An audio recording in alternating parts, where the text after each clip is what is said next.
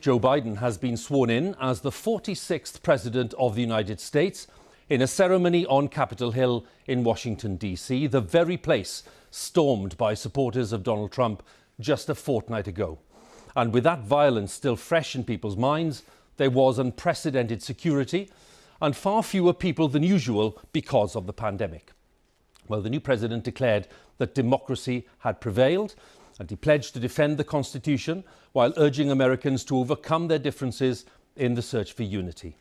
At Mr. Biden's side, his Vice President, Kamala Harris, the first woman, the first black American, and the first person of South Asian descent to hold the nation's second highest office. Conspicuous by his absence was the outgoing president, Donald Trump, who'd flown to Florida earlier in the day while promising his fans to be back in some form. We'll be looking at the new president's agenda and what it means for US relations with the rest of the world. But we start with the events of the day with our North America editor, John Sopel. Hugh, Donald Trump left the White House for the last time this morning. After that, an army of cleaners went in to spruce the place up. And then about an hour ago, Joe Biden arrived with his own broom to sweep away a lot of the Trump-era policies. The change is going to be profound. So far, so normal. Ladies and gentlemen, the President-elect of the United States. This is what America does every 4 years. But everything about today was exceptional given the last 2 weeks, given the pandemic, given the security situation, given the presidency that was ending. At first glance, the west front of the Capitol looks much as it always does on Inauguration Day. But look the other way towards the Washington Monument, and the normal forest of people has been replaced by a garden of flags. A socially distanced inauguration for a nation tearing itself apart. And repeat after me. The oath of office taken by the man who's now tasked with healing the nation's wounds. I, Joseph Robinette Biden Jr., do solemnly swear that I will faithfully execute the office of President of the United States. Office of President of the United States. The platform where he stood 2 weeks ago was the staging post for the assault on Congress. Then the mob ruled. Today, democracy had come through, but it was a close-run thing. We've learned again that democracy is precious. Democracy is fragile. And at this hour, my friends, democracy has prevailed.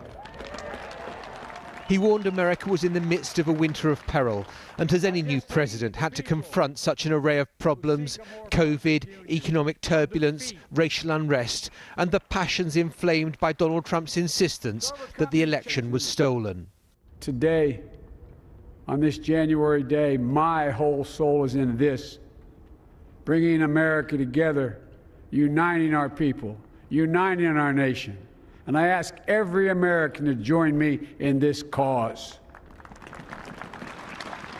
Joe Biden never mentioned Donald Trump by name, but it was a firm repudiation of all that he stood for, though he was careful to reach out to the former president's supporters. We must end this uncivil war that pits red against blue, rural versus urban,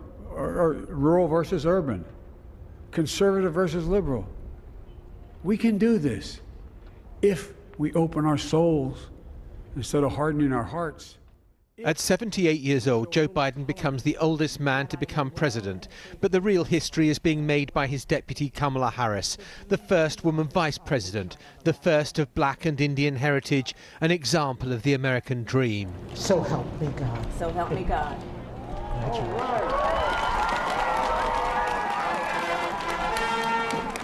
Though COVID has brought drabness, this inauguration had sparkle, with Lady Gaga, complete with gold microphone, singing the national anthem.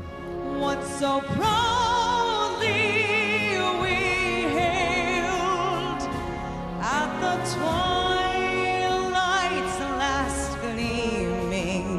And Jennifer Lopez too.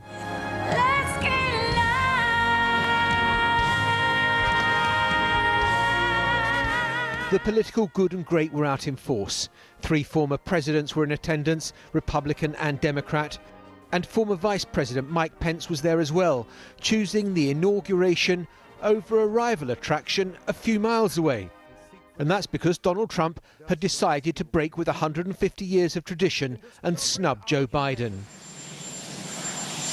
Normally, the outgoing president meets the successor at the front door and rides with him to the Capitol. But Mr. Trump was slipping out the back, still incapable of accepting that he lost the election. Though the former reality TV host turned film director to try to orchestrate his own departure. He awarded himself a military send-off, complete with 21-gun salute, and his parting shot will have delighted his supporters and horrified his detractors. A goodbye. We love you. We will be back in some form. And the music was spot on as he flew off on Air Force One for the last time. It was my way. By the time now ex-President Trump arrived in Florida, Melania had gone from somber black to beach club chic. Never comfortable in Washington, she might find the transformation a whole lot easier than her husband. Joe Biden is now in the White House and he wants to hit the ground running. There'll be a flurry of executive orders to reverse a lot of Trump-era policies. But policies always change with a new president. What will be so different is the manner of governing. Crazy Town is likely to be replaced by Dullsville. But maybe that's what America needs right now. John Sopel, BBC News, Washington.